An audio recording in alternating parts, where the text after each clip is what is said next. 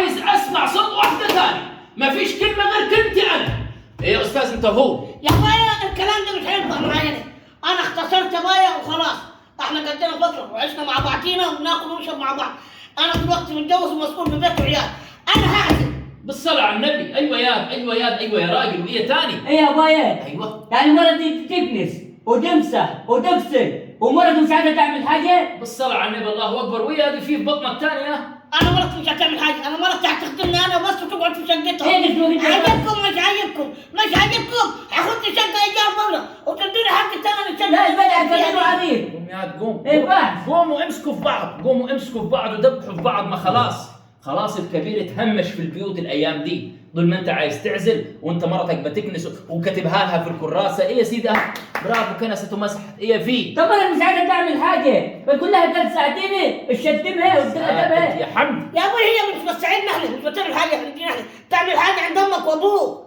طب انا في شايله ابوي وامي. دقيقه واحده هتقول تحكم له على مرتك خلاص. لا شيل ابوي وامي بقى اهم حاجه. خلاص انا محكيهم ما تدخل. بس الثاني انا. هات الابوي. حاضر يا باي.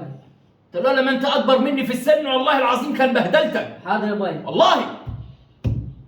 صلوا على النبي. اللهم صل عليه. الكلام اللي انا هقوله ده ما فيش رجعه مني تاني. تفضل ابوي. حمدي متجوز ومسؤول عن مرته وعيال. سعيد متجوز مسؤول عن مرته وعيال. تمام كده؟ واحنا مش عايزين حد يخلط معانا، احنا ما كبرناش للدرجه دي، مش بنقول لله محسنين وتعالوا ساعدونا يا حبيبي، احنا كل اللي احنا عايزينه جوزناكم علشان خاطر نهدى وعشان خاطر نشتري دماغنا ونرتاح. اتاري المشاكل بتبدا بعد الجواز مش قبل الجواز. ما زعلان. ولا الكلمه لي انا دلوقتي. حاضر. كل واحد يستقل بذاته وكل واحد مسؤول عن مرته وعياله. العيال تنزل كليتها عيالنا. فاهم ولا لا؟ لا يا ابوي. اخلص. حاضر يا ابوي. اتكلم ولا لا؟ حاضر يا ابوي. انا اتكلم انت ايه؟ حاضر يا ابوي. نسيتوا لما كنا جعانين وبنشحت في الشوارع ولا ايه؟ ولا عشان خاطر الفلوس كترت وربنا كرمنا هنقعد ندبح بعض ولا ايه؟ حاضر يا باي. فهمونا بالضبط ايه الدنيا ماشيه معاكم يا شباب. الحريم هتخليكم تخسروا بعض؟ لا، لموها على كده. لو الحريم هتخليكم تخسروا بعض وتمسكوا في اخلاق بعض لموها. يعني مرتي هتكذب يا ابوي.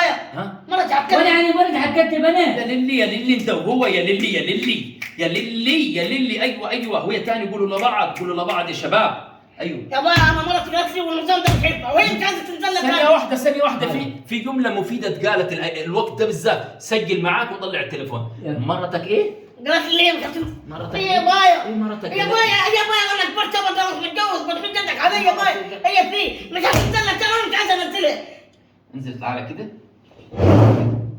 اطلع فوق عند مرتك وما تنزلش تاني ولا مرتك لها دعوة بينا تاني يا حبيبي. إذا كان أنت بتتكلم على الخدمة بتاعت أبوك وأمك مش عايز كلمة. مش عايز كلمة. سامع ولا لا؟ لو أنتوا بتتكلموا على الخدمة وبتتكلموا عايزين تشاكلوا مع بعض بسبب الحريم اطلع دلوقتي يلا. يا بايا ما حدش يكلم مرتي خالص. اطلع. اطلع كده احسن اطش راسك في الحيط. اطلع يلا. خلاص حاضر يا بايا. اطلع على شكلك يا أستاذ. يا بايا كنت عايز تتجوز انا يا بايا. ما فيش كلمة. والله العظيم ابهدلك. يلا ورا حصل. يا بايا انا كنت اكتب ابوك كمان. والله لولا ما انت اكبر مني في السن كان بهدلتك. يا يلا بايا. يلا عادي يا عمي عادي انا كده ولا انا. اقول لك يا عم يا عم ما حدش يشوف. اطلعوا برا بيت انتوا الاثنين. يا بايا. بيمين يا العز. بايا متحس يا في بايا. اشكال ناس تسكن بفلل. انا عايز افهم حد. في اشكال يلا توكلوا على الله.